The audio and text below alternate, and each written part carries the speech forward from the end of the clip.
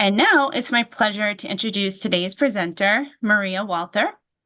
Maria is a seasoned educator, author, and literacy consultant with over 3 decades of experience teaching first grade.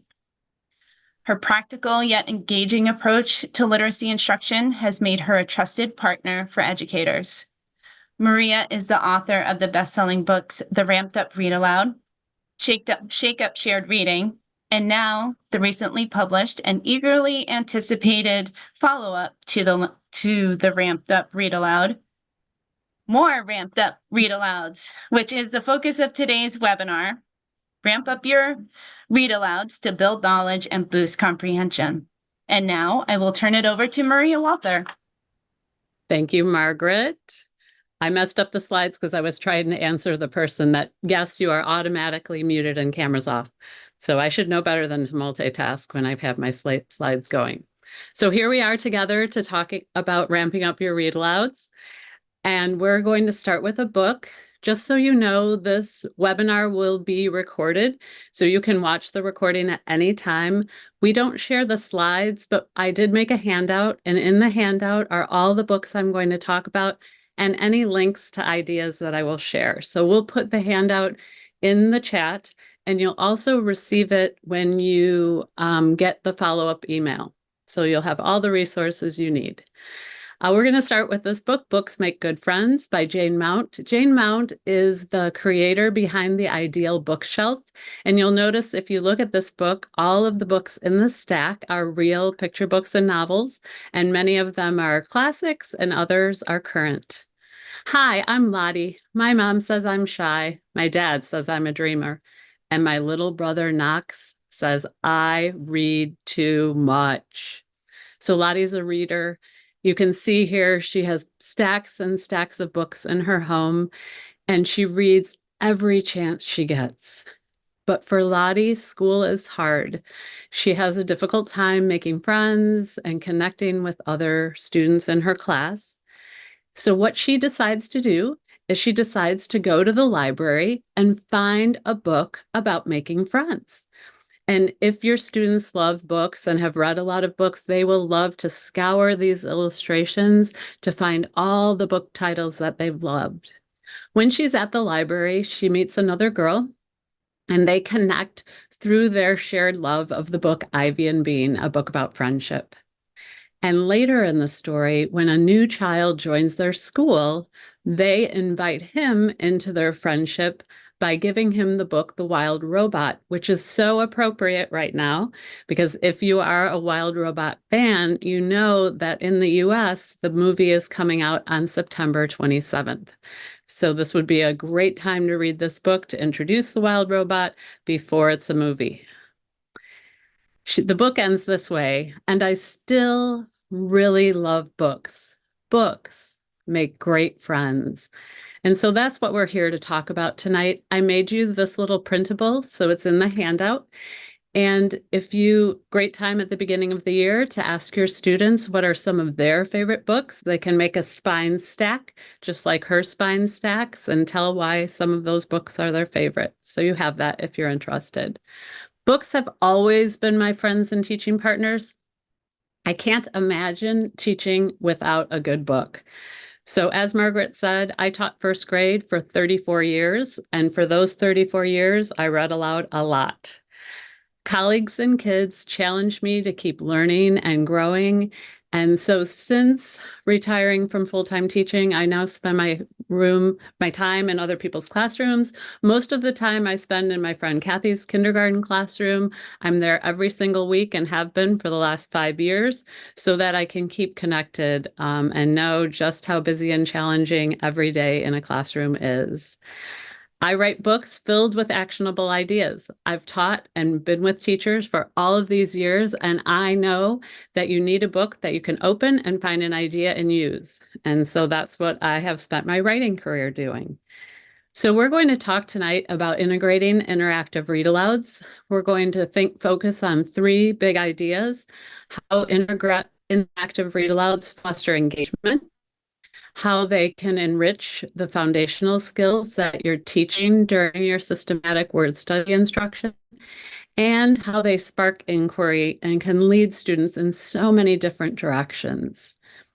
In my latest book, More Ramped Up Read Alouds, I used The Active View of Reading by Nell Duke and Kelly Cartwright as a base, really to think about the importance of read aloud in the development of a literacy learner and what the research tells us about read aloud. I linked that article in your handout too, if you want to read the article. So right now we're going to focus on active self-regulation. We know how important it is for our readers that they can regulate themselves and that they're motivated and engaged and use strategies.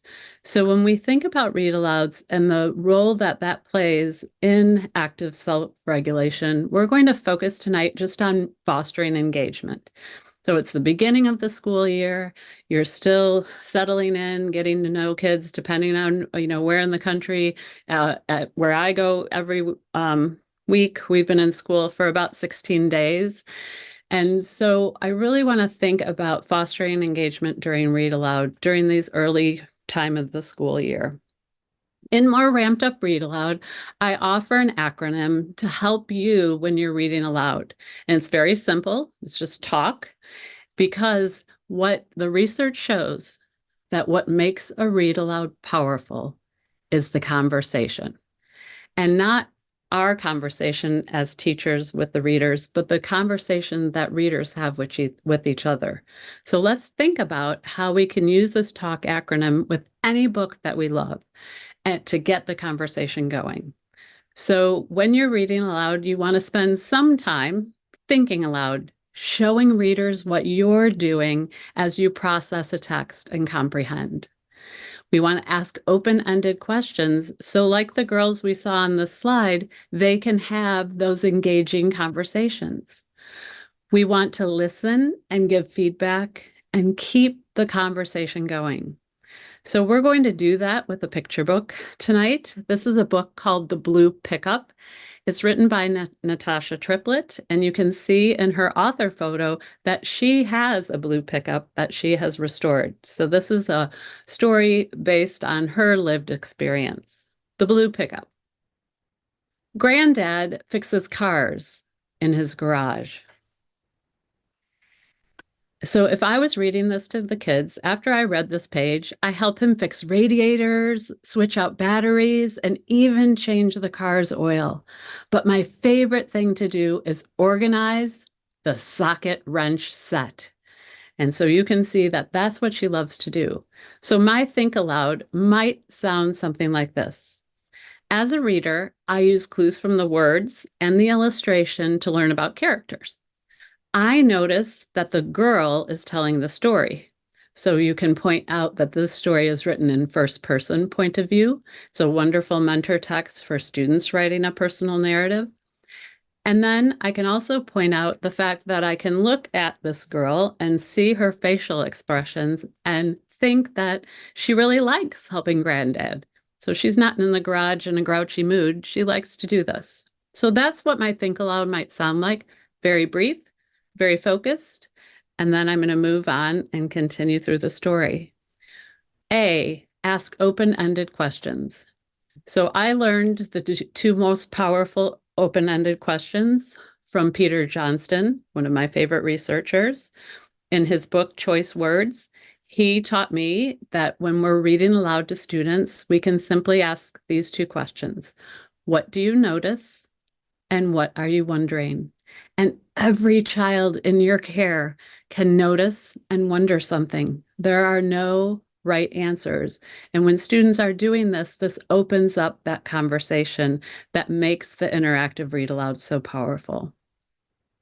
As students are talking and conversing and sharing ideas with you, we're giving feedback. We're listening in. I always like to listen in with my notebook and my pencil and jot notes about what students are saying, because I think I'm going to remember, but I never remember. And then we can focus our feedback on their effort and strategy use. Also something I learned from Peter Johnston. So when you're focusing feedback on effort, you want to point out how students have tried hard to do something. So it might sound like this. You worked hard to notice details I missed. Noticing details makes reading more interesting. Or you want to focus on strategies. You combine what you learned from the text and the illustrations to make an inference. That's what readers do. So as you're reading aloud, now obviously you're not going to do all of these things in every single read aloud. You might focus more on thinking aloud. You might focus more on questions, listening. The story continues. Granddad and I head to his old blue pickup. He hands me a cold ting.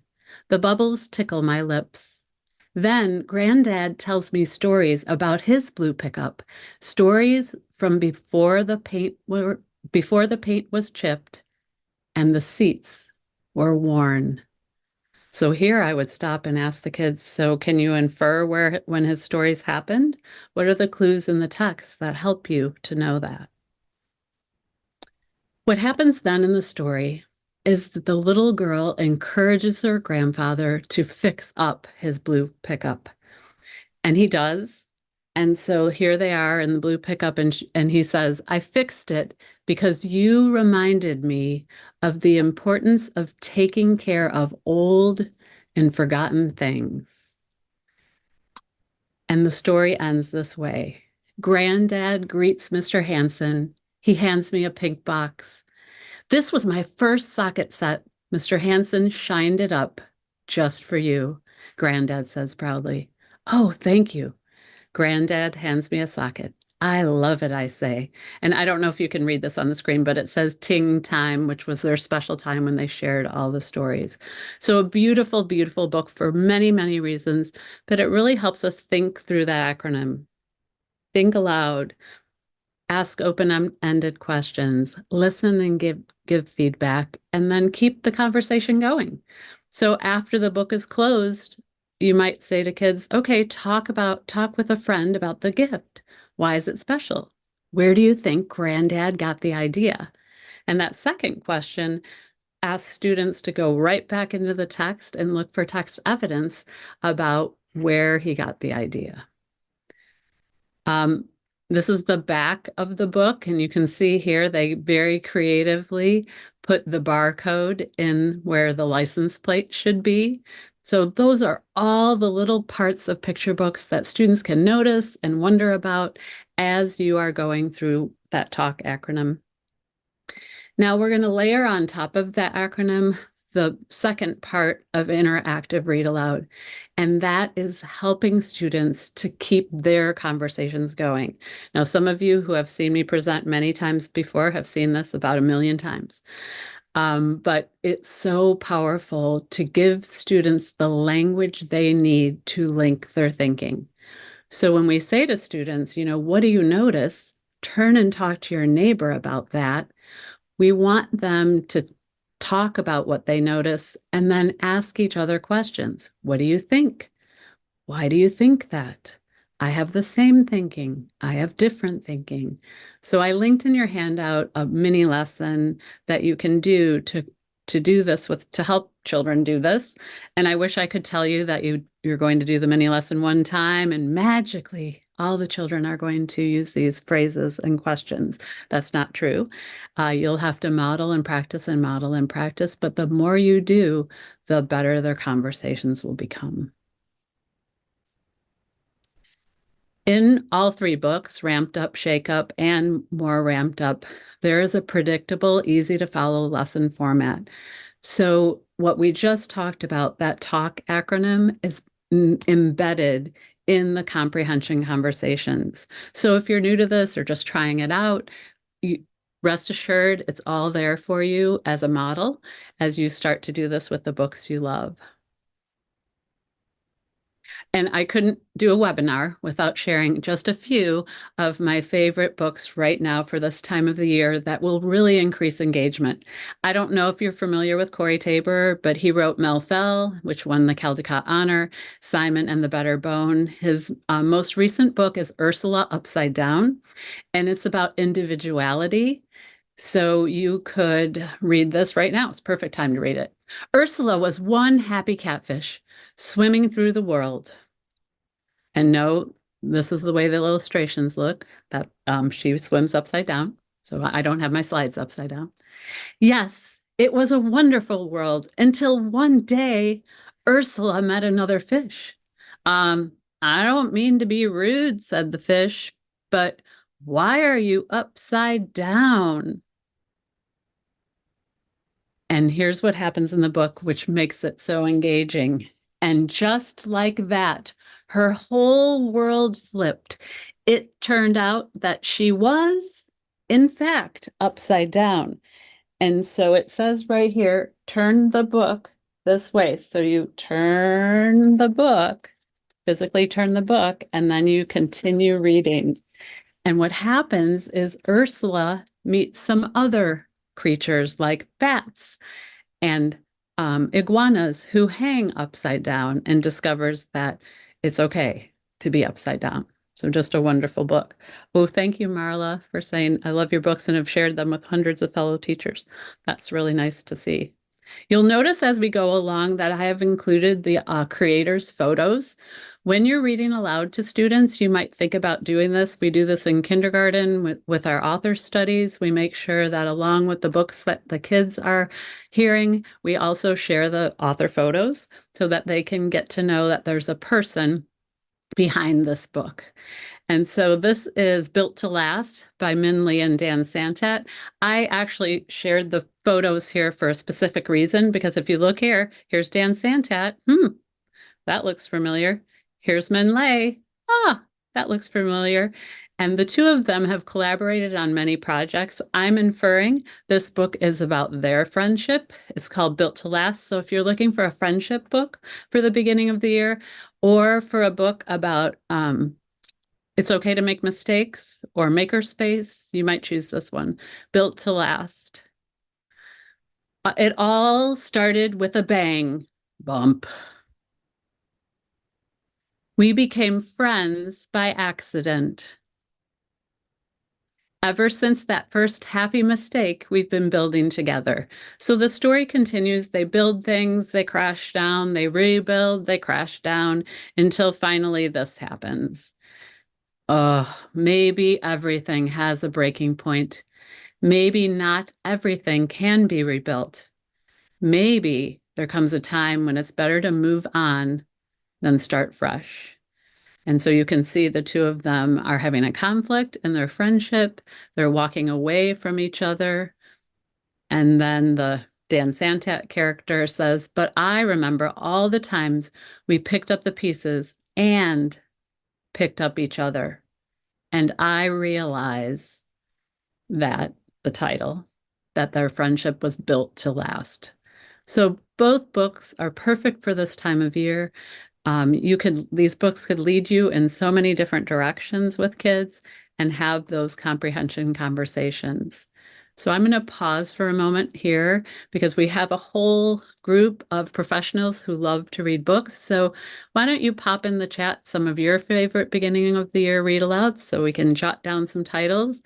If you follow me on Instagram, I post lots of text sets. So here was my first day of school books. And then if there's anything you're wondering, you can pop that in the chat too. I'll be quiet for a minute.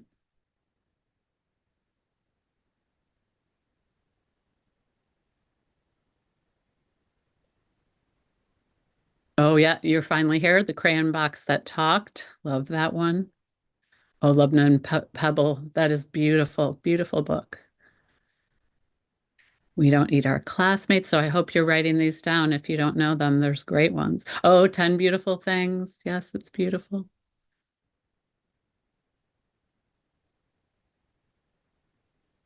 Oh, I love the Pete the Cat books. What I find challenging at the beginning of the year is there's so many good beginning of the year or first day books that you have to have the first day for at least a week or so.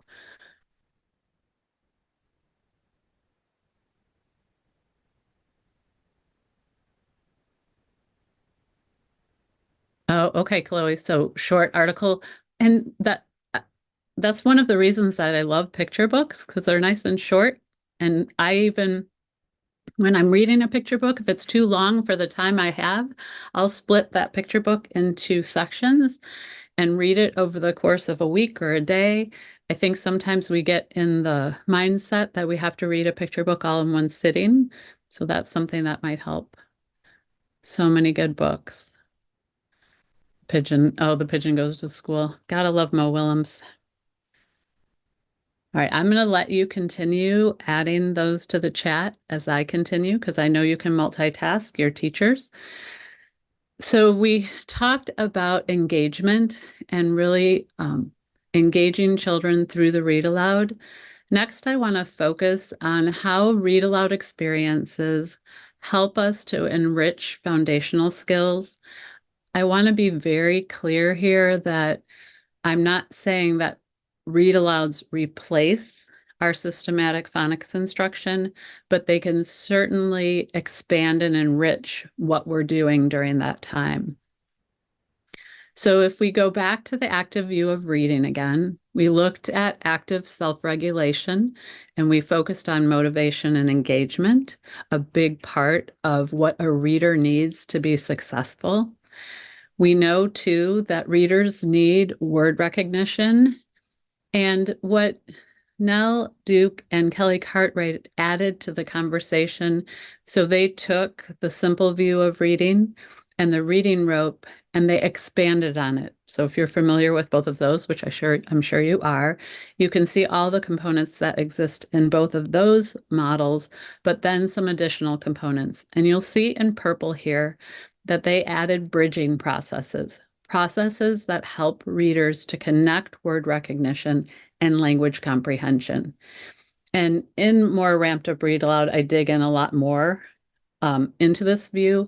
But for our time together tonight, I want to focus on one word recognition component and one bridging process that read aloud really helps you to reinforce. So when we're thinking about phonological awareness, we know that the most important aspect of phonological awareness is phonemic awareness. And we know that helping students to blend and segment are the important parts of phonemic awareness. What I want to talk about tonight is just the broader phonological awareness, particularly now at the beginning of the year, during read aloud, where you're just helping students to gain an awareness of sounds, of the fact that each individual letter makes a sound, words make sounds. So when I think about that, I think about noisy books. Ironically, this book is a noisy book. The title is The Quiet Forest. It's written by Charlotte Offsay, and it's illustrated by Abby Cushman, who did another one of my favorite noisy books, which is called Soaked. So as I'm reading The Quiet Forest, you'll see why I chose it for phonological awareness. Deep in the woods, a mouse wanders alone, a mischievous mouse in a quiet, nothing-to-do forest. Now, I don't know about you, but if you've read the Gruffalo, I think the mice look very similar. They might be cousins. So here's the mouse. Splat. So this book is filled with onomatopoeia and action. So we have splat, and then we have thump. And you can see here that the mouse is running away.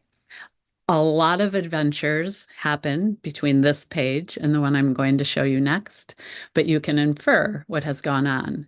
So we had a mischievous mouse, a rattled rabbit, a bothered beaver, a drenched bear, and a miserable moose in a seriously noisy forest. Great vocabulary there, too, to discuss. And all of the moose's grunting, and if you look over here, you can predict what might happen next. I'm not going to show you. You have to go to the library, get the book, check it out, and read it. For this book and for phonological awareness, we might want to think about those noisy words that appear in the story.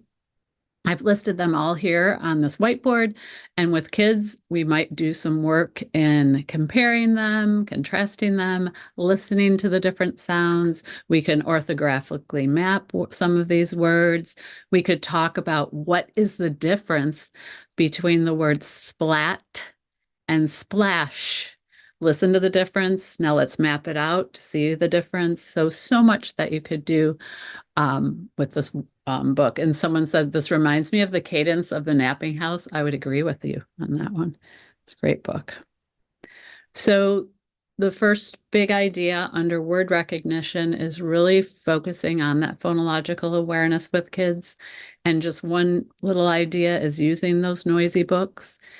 In the handout, you have this slide so that you can see all of my favorite noisy books. Many of these are featured either in Ramped Up, in Shake Up, or in More Ramped Up. So there are lessons for some of them in there.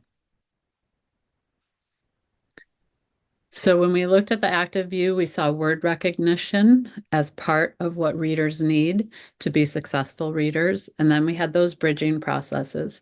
One of the bridging processes that Read Aloud really helps us with is expanding students' vocabulary. So we know that we want students to understand the words that they're reading. We also know that we have to help them to know how to figure out a word when they come to a word they don't understand the meaning of. And then we want to expose them to a lot of those tier 2 words. So we're going to look at 3 ideas that address each one of those components of vocabulary instruction. So it's the beginning of the year. A great old favorite book is Peter Reynolds' The Word Collector. If you're not familiar with it, it is about a boy named Jerome who fills his scrapbooks with words and words and more words. And so it's all about collecting words. And you might choose in your classroom to have students collect words in the books that they're reading, in the signs that they see. So this was done in Whitney Wheeler's 3rd grade class. I worked in there quite a bit when I was writing More Ramped Up.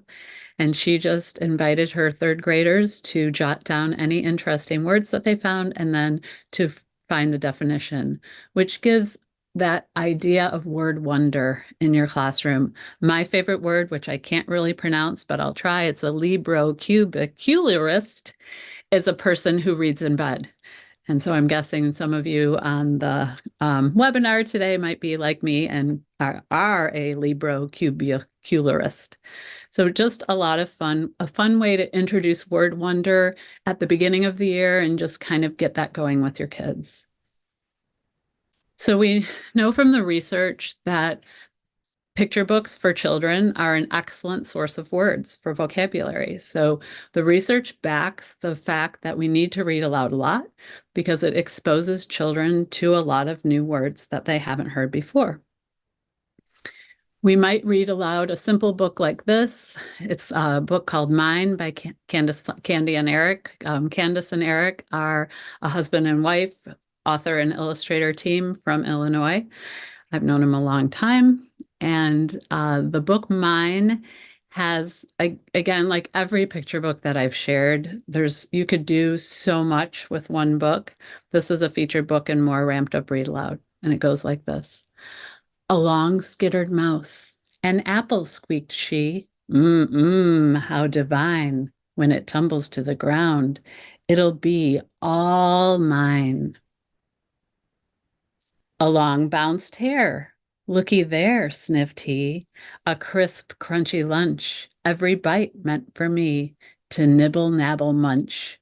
So Candace just does such an amazing job with the language that she uses. She uses some real words, some made-up words, but you'll notice that each time an animal appears, we have a different descriptive word: skittered, bounced, patted, trotted, all those different verbs. So I collected all of those verbs after we had read this book, and I put them on individual cards for the kids. And then we organize those words from slow to speedy. And so if you're working on shades of meaning of words, this is a perfect book to really show kids how these are all different ways to say that we moved or walked, and all different ways that she marked that. So that's just one of many ideas to amplify vocabulary while you are reading aloud, collecting words from a book and organizing them or talking about them in some way. The second component to vocabulary instruction through Read Aloud is to teach those vocabulary strategies, those word learning strategies. This is also in the handout, so you don't have to worry about writing it all down. It's there for you. This is the research-based process to go through to teach kids word learning. So when students come to a word they don't know, the first thing that they should do is say it out loud. And I don't know that that's something that I was very good at teaching kids, but it is helpful. Like even when I was saying librocularist, it helped me to say it out loud to figure out what it was. Then we want them to look for context clues, look for word part clues, think of a word in another language that sounds like the English word, which is a great strategy for our multilingual learners. And then if all of those don't work and they still can't figure out the meaning of the word, then they can try another strategy, reread, read on, ask questions. So how might we teach this during a read aloud experience? We might use a book like Behold the Octopus by Suzanne Slade and illustrated by Thomas Gonzalez, the most gorgeous illustrations in this book. And there's a second book in this series called Behold the Hummingbird. And I chose it for vocabulary instruction, and you'll see why. Because you see here that each page pictures an octopus, and then we just have a one-word description of that octopus. So we have the word luminous here. And I know you can't read this text below, so I put it here in the slide for you. So here's what the text below it says. It says, the glowing sucker octopus has small lights on the underside of each arm instead of sticky suckers. This rare deep-sea creature uses glowing lights to attract prey. So we can help students to use those context clues in that paragraph to figure out the meaning of luminous. So we can go through some of those strategies that I shared on just one page. And what's nice about this is you can do this same mini lesson over and over, page after page. Now, I want to be clear, I would have read the whole book first, enjoyed the book, and then we would go back and really dig into the different meanings of the words. Here's another example. The ending of the book is "and utterly tenacious." So like I demonstrated earlier, we would read that paragraph, we would find the context clues in that paragraph, and we would infer the meaning.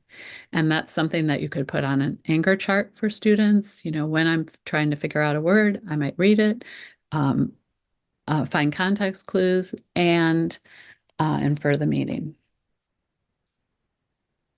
So that's the second component to vocabulary instruction. So we have that vocabulary instruction during a read aloud where we can harvest words, as Tim Rosinski says, out of that read aloud and do something with those words, whatever it might be, match them, order them, whatever makes sense with the words that you harvest. The second part of vocabulary instruction is that we're teaching children how to figure out what words mean on their own without our help. And then the last part of vocabulary instruction is just to teach them some of those tier 2 words. And you might be familiar with the term tier 2 words. That means words that students can define. So words that aren't part of their speaking vocabulary yet, but they can define them with terms in their speaking vocabulary. And so in Shake Up, Ramped Up, and in More Ramped Up, for every single read aloud experience, I've identified 3 key vocabulary words, unless it didn't make sense. Some books just didn't have any tier 2 words, but so I shouldn't say every, so almost every read aloud experience. And have a process just going through to quickly teach those words while you're reading aloud. And when I was in first grade, we did this with 1 read aloud a week. So every week we focused on 3 tier 2 words and during 1 read aloud. What I loved about the structure, and it's all available in all the books, and if you don't have a book, you can just email me and I'll send it to you. What I love about the structure is that it doesn't take more time. you're already reading aloud the book. And if you do 3 words a week for the entire school year, imagine how many words your students now know.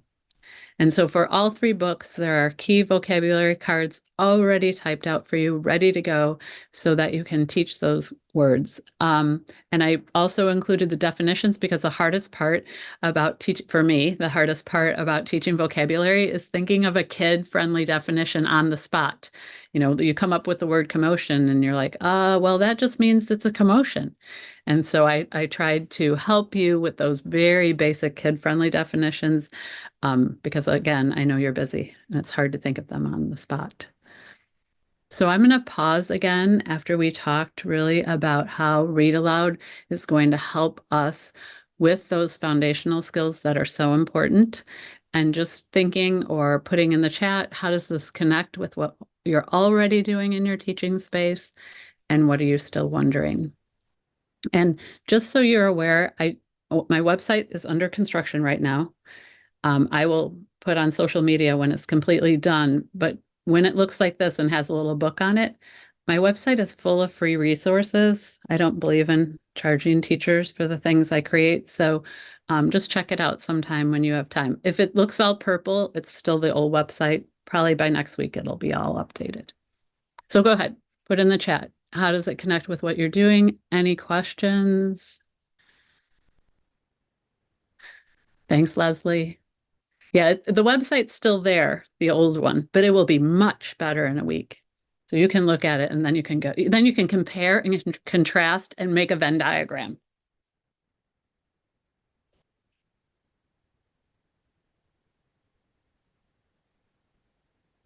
And Lisa said, this is also teaching social skills, which is such a big part of that interactive read aloud, having kids have those conversations. Oh, yep. Yes, 3-year-olds will love the noisy books. There's lots of noisy books. In fact, I think there's one in a pile somewhere here that I will add to the list. All right, I'm going to continue so that we are done in time to draw or to find out who won the books. Yep, focusing on just a few vocabulary words is so effective. Awesome. All right. The last big idea for our time together today is really thinking about sparking inquiry. And I said this earlier, so many of the books that we've already looked at could lead students in many, many different directions. You can see here, this is one of the favorite spots in my classroom. It was called the Observer Center. And it is where I put all my extra science and social studies materials. As I said, I taught for a long time and I'm good at collecting things and finding things. So whatever we were talking about, and even if it was something we weren't studying, but kids were interested in, we'd put that out in the Observer Center. So you can see here, this was the box of rocks, one of their favorites. And they were just looking at rocks and thinking about rocks. It was a time just to inquire without my guidance. So that's something to think about if you use a center approach. It was one of kids' favorites. So back one last time to the active view of reading. Thank you, Nell and Kelly. And here we're going to focus on language comprehension. So this is really where Read Aloud shines. Read Aloud shines in helping students with language comprehension, because we know that readers, in order to be proficient, need cultural and content knowledge. They also need reading-specific background knowledge, verbal reading, reasoning, language structure, and theory of mind, which I address and more ramped up for tonight. We're going to focus in on that content knowledge and how we can develop that content knowledge by extending the read aloud experience, by taking it a step further in many ways. We're going to start with a video. This is a video taken outside Kathy's kindergarten classroom. I'm going to play it first and then I'll talk about it.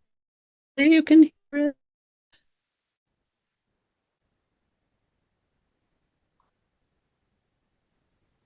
Rather be in there or out here on the wagon.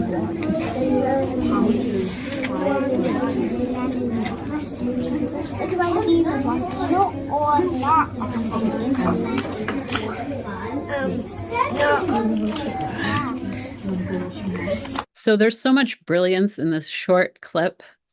Kath was having trouble with bathroom breaks. Bathroom breaks were kind of chaotic in our school.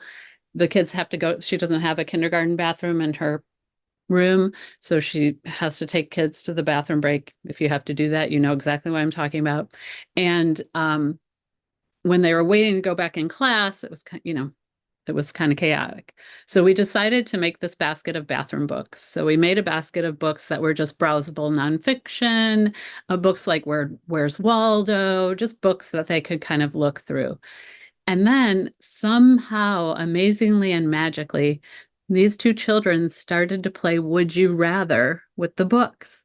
And I'm sure they got that from a Would You Rather, somewhere along the way that someone had shared with them. But they took that experience and brought it to a book. And that just, to me, shows that kids are naturally curious. And by the way, such a great strategy, especially those of you who work with preschoolers or kindergartners, to teach them how to partner read. Like open a book and just ask, would you rather? And it can be any book, nonfiction, fiction book. Like we could, look at Ursula upside down and say, would you rather swim upside down or right side up?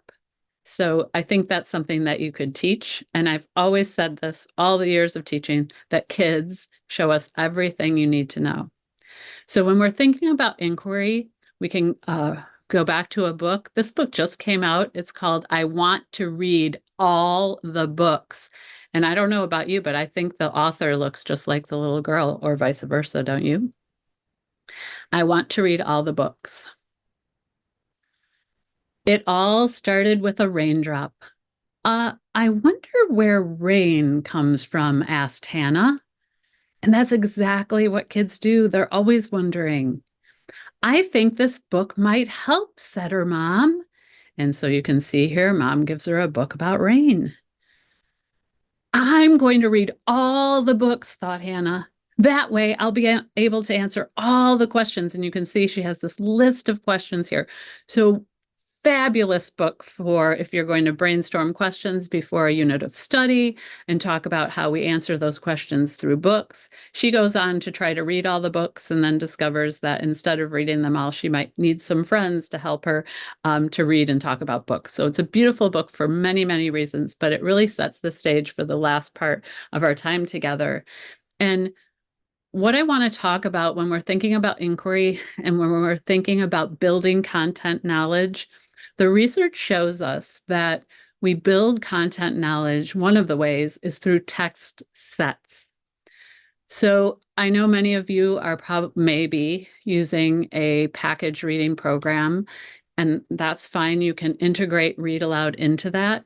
And so if there is content in that program or in your science or social studies program, think about curating text sets around that topic. And a text set does not necessarily have to be an actual book. Multimodal text sets are very powerful. So a short video clip, a image, especially those of you who are working in preschool, like an image of something they're learning about, a short video clip, a picture book. And what we know about text sets and what research shows us is that when children are reading about a topic across text, they're having a wider exposure to the content, to the concepts, and to the vocabulary. So you're really building that content knowledge. Text sets that use picture books and other visual images really offer that visual example for students who need to see it to understand what it is.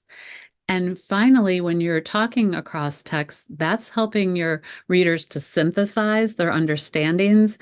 And not that we're teaching for tests, but many state tests ask students to compare and contrast two texts. And when you're reading text sets across your year, you're really building up that ability to do that. So I'm going to actually share a text pair instead of a text set because of our time together. This is the hilarious book, Butt or Face. It's one of the ones that are featured and more ramped up. It's by Carrie Lavelle, And I just want to point out, I think it's so interesting how authors can write such different kinds of books, because her latest book is this beautiful, if you have not seen it, beautiful book called Ode to Grapefruit, and very timely book because it is about James Earl Jones, who just passed away, and the way that he had developed his acting. And it was through the fact that he was a stutterer as a child. And I'm not going to tell the whole story because you've got to read it. It's so, so good. But look at those two books. You have Butterface, and then you have this beautiful Ode to a Grapefruit. So she's a multi-talented author. So this is a text set that you might choose to use when you're studying animals. So if you do any kind of animal unit, this is an example of one of those books that I would read just a few pages at a time because there's so much to talk about and notice. Take a look at this photo. Do you think this is a butt or a face? And what I appreciate about the book is she's added some excellent scientific questions like this. What do you observe? And that's why I said I would take my time with this book, because I talk about all the things that they observe in that photo. It looks like someone's looking at us. And just in case you were wondering, it's a butt. And what makes me laugh is her little extra facts you see here is called Beyond the Backside. And then it gives you some fun facts about the dwarf frog that you see pictured here. The book continues on that way. This one looks interesting. What animal do you think it is? And more importantly, is this a butt or face? And so you can see the engagement in this book would go way up as students are not only guessing or using clues. Oh, Monica said the kids love this book. And when I was looking up her name, I think she has another one. I think it's called like Revenge of the Butts or something. So look it up. Yes, Revenge of the Butts. Okay. So when we're thinking about text sets, you can pair butt or face with this book called Whose Butt? And this is by Stan Tequila, and he is a nature photographer. And what he discovered was he had a lot of pictures, because if you're a nature photographer, he had a lot of pictures of animals running away. And so he decided to put those together into a book. Whose Butt is featured in Ramped Up Read Aloud. Now, the section is about inviting inquiry. So if we read those two books, or any other two books, but in this case, these two, where might they lead? Both books focus on close-ups of the animals that are pictured there. So you could really dig into close-ups. So you could, if you wanted, in the observer center that I showed earlier, put objects, whether they're seashells, depending on where you live, rocks. In this case, we had plastic bugs, magnifying glass, and just let students explore close-ups. You could, if you wanted to, read the book Zoom. It is a wordless book where you zoom out from a close-up. Lots and lots to talk about in that book. You could, if you wanted to, take another body part of an animal and do a guessing game with that. And I linked in your handout a guessing game that National Geographic created with animal eyes to ask what eye belongs to that animal. If you work with older learners, you could use the Google Earth zoom in feature to zoom in on different places that you're studying. So my point here is that a picture book can lead you you and your students in so many different directions and spark so many different kinds of inquiry. And honestly, the kids will come up with 100 more ideas than the ones that we might come up with as teachers. So in each of the lessons, what you'll find is an extend the experience to lead into these inquiry experiences with ideas like the ones that I shared. And in More Ramped Up, it now has an upper elementary extension for those of you who teach upper elementary that can lead students in those middle grades to explore and inquire. So just thinking about how, as we build these text sets, they can lead students in so many different directions as far as inquiry goes. So we're going to pause one final time just to see if you have any last minute questions. I put my email here. I am very good about answering my emails. People email me all the time. So jot that down. And if you have a question, I'm always happy to answer that. Oh, it says, anyone have a great trick for helping kids respect and take good care of books besides modeling? I think that's the key. Modeling is, I don't know, someone might have a better idea than I do. We're going to end with a story, just like we started, because I can't teach without a book. And I'll look in the chat and see if there are any questions that I can answer as I'm reading. And this is called You Are a Story by Bob Roshka. You are a living thing. You breathe, you eat, you sleep.